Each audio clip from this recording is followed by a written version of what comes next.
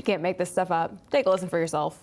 This is a man who we better be careful about. And I tell you what I'm going to do. I'm going to ask the Justice Department and I'm going to ask the president to tell us what they're going to do to protect this country against violence if he loses. I want to know about all of those right-wing organizations that he's connected with who are training up in the hills somewhere and targeting, what communities they're going to attack. I'm sorry. I was under the impression that conspiracy theories were dangerous to our democracy. Where are these hills she's referring to anyway? I want in on this action. Meanwhile, there are literally leftist groups who are training as we speak in the central quads of colleges everywhere, ready to attack if Trump wins. I guess the good news there is most of those idiots consume Soylent, have voluntarily castrated themselves, and don't own guns. So I think we're good there. Joining us now to discuss, director at MRC-TV, Eric Scheiner. Eric, thanks for being back with us. It's great to see you. It's great to be back. I really wonder, where did Maxine Waters get her information that these folks are up in the hill? MSNBC did no pressing. They asked no questions. They just accepted at face value. Perhaps they're all up in the hills, she thinks, because they're hiding from all the aggression that she called for. Back in 2018 when she said, hey, if somebody is part of the Trump government, you got to harass them in the supermarkets, at the gas station. I mean, this is someone who called for more violence and protests, during the George Floyd situation. Yeah. When the police were on trial. I mean, her history for calling for violence is huge. I can't wait for that moment. She asked Biden, the DOJ, to explain what they're going to do if Trump wins. But that'll be an interesting moment. I'm waiting with bated breath for Maxine to ask her question. I know. It will be interesting to see what happens there. I'm eagerly awaiting that moment myself. She made the claim that Trump has connections to these various attack groups, which is just comical. But in all seriousness, if this were true, does she really think that we are that dumb? I mean, look at the backlash from every single person who was present at the Capitol on January 6th, the unfair treatment they've been given. Do you think we're really colluding this big orchestrated event? It's literally just comical, I think. Eric, while we're talking about liberal propagandists, let's turn now to Jen Psaki, who's going to unbelievable lengths to defend Joe Biden's refusal to hold a press conference. Let's take a look at the latest from her. There's been a lot of criticism of Biden, most recently from the New York Times, that he's held the fewest interviews and press availabilities of any president since Reagan. I personally think it would help dispel some of the concerns about his age if he did more. What would your advice be to the White House in terms of his accessibility to press? Well, I think the benefit of the media environment right now, there's a lot of challenges, but I'm going to start at the optimistic side, is that there are so many choices. And when you're communicating from the White House, I mean, respect for freedom of speech and freedom of the press is important, but you're also really just trying to communicate with the American people. Right. So my view is he should come on The View before he does a press conference. He should, because people want to have real conversations about issues that are happening. I think press conferences are important, but I also think him doing Howard Stern, that's an interview that reached a broader audience of people. Him talking to the guys from Smartless, which is a great podcast. I love that. So if you're in the White House, you're not thinking about, am I checking the box on doing the most interviews? You're thinking about, am I doing the most I can to communicate my message to the American people? That's who I represent. Wow. I think Joe Biden's message has been very clearly communicated. Anyone can see that through just taking a trip to the grocery store. But Psaki mentioned that the American people want to hear real conversations about issues that are happening.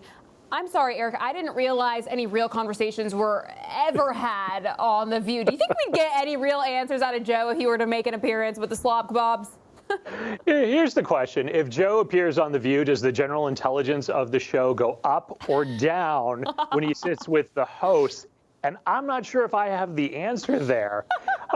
It's amazing. The Biden campaign really wanted this split screen with Joe out there campaigning and being on the cameras while Trump was in court. And here we have former President Trump holding a press conference every single day outside that court, taking questions, unscripted. And we have Joe Biden meandering around talking about his uncle being eaten by cannibals, how he was a truck driver, how he taught at a university that he never actually taught at. And they have to keep him. So they would just, we actually have the former press secretary telling the campaign, hey, only let him do friendlies, and then just then put him in the basement and keep him safe. They don't want him out there. The only time I see Joe Biden taking questions is at the end of a statement, and usually he's answering with his back as he's shuffling out the door. Yeah, no, you're exactly right. That's exactly what it is. They are doing everything they can protect him at all costs, really, and it's just sad. I mean, it's sad that more people don't see this blatant, attempt to just shield him from anything remotely difficult. It's insane, Eric. Let's continue on with the lamestream media. ABC News President Kim Godwin has now unexpectedly and abruptly tendered her resignation amid some internal backlash that's going on. Trump, of course, was rather pleased by this announcement and truthed out. Happy to report that Kim Godwin, head of ABC, has resigned. Could it be the unfair reporting on everything, Trump? In any event, good riddance. Hopefully somebody else will be able to control George Slobodopoulous and the rest of the fake news thugs over at ABC. Best wishes, Kim. I love this, very 2016 of Trump. But Eric, any ideas or insight into why she may have resigned? Well, she's saying she's getting out of the news business, not a decision that she's taken lightly. She's doing what she feels best is for her family. So, there was some internal strife going on at ABC that she was supposed to come in and help repair. There's a lot of debate whether or not that happened. But I mean, maybe she really is leaving. I'm not going to hit on someone for leaving a profession for what they feel is best for their family.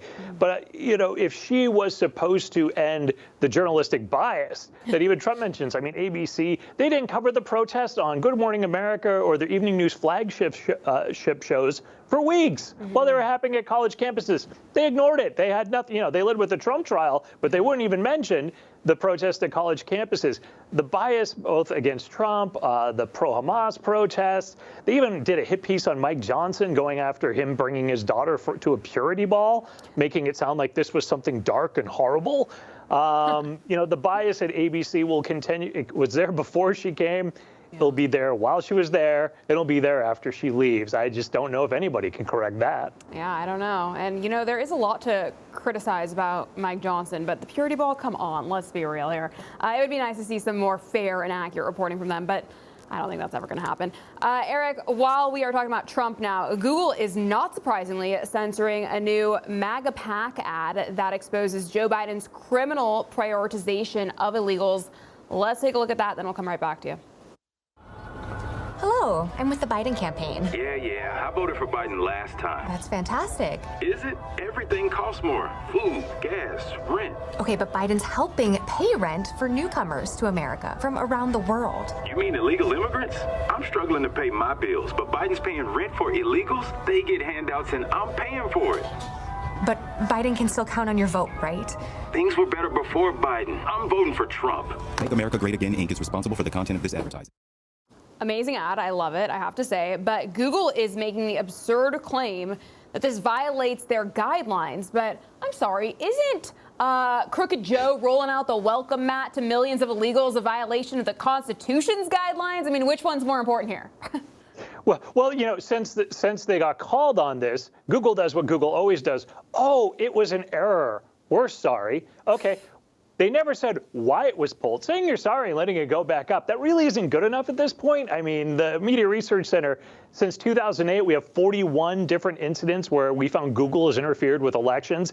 And this is what they do. They're sorry. They're sorry they got caught. Yeah. Let's be honest. They're sorry they got caught. They gave no reason. They explained, there's no punishment. They're not doing any internal changes. We know nothing. They're totally not transparent on this issue. Yeah. I mean, was it a militant leftist that worked at Google? I mean, well, that would be hard to believe, wouldn't it? That they would hire a militant leftist and something like this would happen. But is there someone they need to get rid of? Who made the decision? Why was it made? They don't explain it. They give no reasons. Oh, we're sorry, and we're sorry that we were caught. Yeah.